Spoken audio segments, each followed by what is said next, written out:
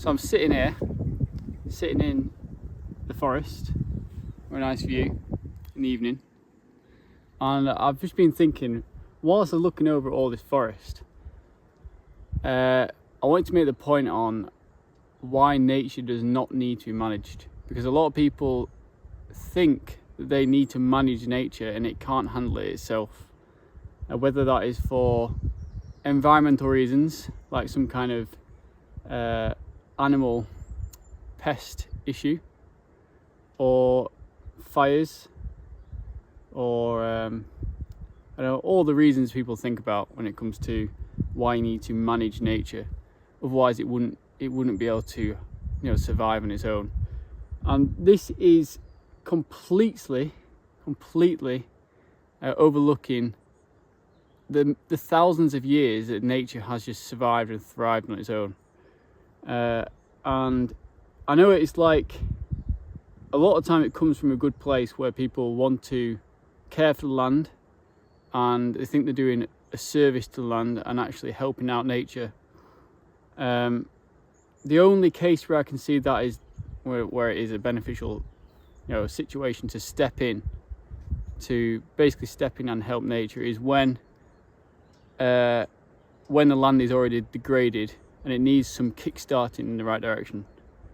So when the land is being degraded and it hasn't really got a baseline to build from, there's no natural ecosystem, it's not healthy enough on its own, that's a time when, I suppose humans can come in and actually accelerate the regeneration of the land. But when you have a healthy ecosystem, an established forest, a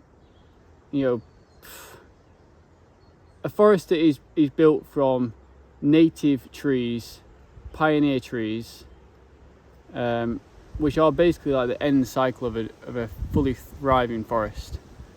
Interestingly, I'm in a cork oak forest now, mostly, the surrounding trees, a lot of them are cork oaks.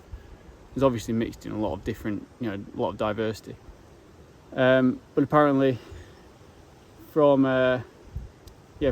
looking into different landscapes when we were actually looking at relocating here, cork oak forests are some of the most biodiverse forests in Europe. We don't need to intervene, we don't need to do so much, and it comes from a place where we always want to try and do something and help something, basically create work for ourselves, because it gives us a good feeling. But we don't have to. We can literally just sit there and watch it and observe it and benefit from the peace of it. I mean, it is just peace, relaxation. It's rejuvenating, spending time in nature. But I know this isn't a food producing garden kind of thing.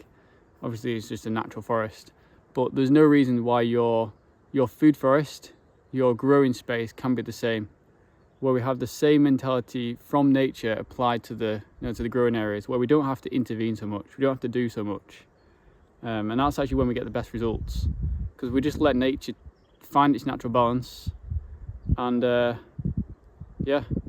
make it work out for us, or don't work out for us, for a good reason. Because even if someone is struggling in nature, it's probably because it's meant to struggle. It's not, we don't need to fix it. It will find its own balance, and the end stage of just time on life cycles of the trees and the landscape, it will just naturally gravitate towards the most thriving system, and that's when you get all the wildlife as well. A lot of as I was walking up to this spot here, I had a close call of a wild boar. Not a close call, but I heard it grunting in the bushes, and then it heard me talk to it, so it ran off. They actually are quite scary. I'm not joking. If you're walking by yourself through the woods, and then you hear a group of wild boar, because last night I saw quite a few piglets. A group of wild boar, they are, can get quite dangerous. So I would recommend finding some nature to relax in, to rejuvenate in, and to remind you what we're actually doing here. And if you are in a growing project, you're trying to learn from nature actually take time to observe it, because that is where you see a lot of things, and it gets you out of the human mentality of just trying to do so much, fix things that don't need fixing.